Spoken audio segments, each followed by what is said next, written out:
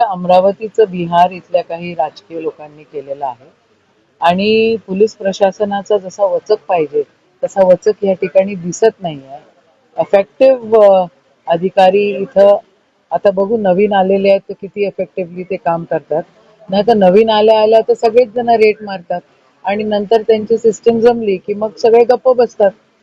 मुख्यमंत्र्यांचा आजोळ आहे, मुख्यमंत्री होम मिनिस्टर आहे.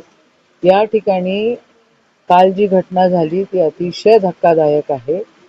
कधीतरीचे त्यांचे व्यवहार, कधीतरीचा गोंधळ आणि इथं जर संध्याकाळच्या वेळेला एवढे लोक जर येऊन गाड्या घोड्या फोडफाड करत असतील आणि त्यांना जर पोलिसांची काहीच भीती वाटत नसेल तर मग खरोखरच आश्चर्य आहे आणि धक्काही आहे.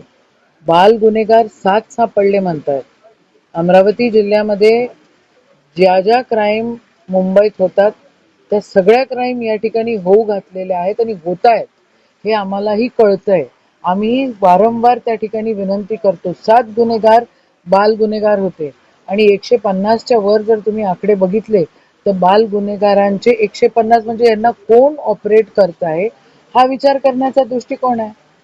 आदरणीय मुख्यमंत्री साहेब, आदरणीय होम मिनिस्टर साहेब, देवेंद्र दादा, हे आजोळ आहे तुमचं आणि ह्या आजोळामध्ये जर असा गोंधळ होत असेल आणि त्याच्यावर जर कोणी हिरोगिरी करत असेल तर याला काय अर्थ उरत नाहीये. तुम्ही खरं लक्ष दिलं पाहिजे आणि जमत नसेल तर होम मिनिस्ट्री इंडिपेंडेंट दिली पाहिजे.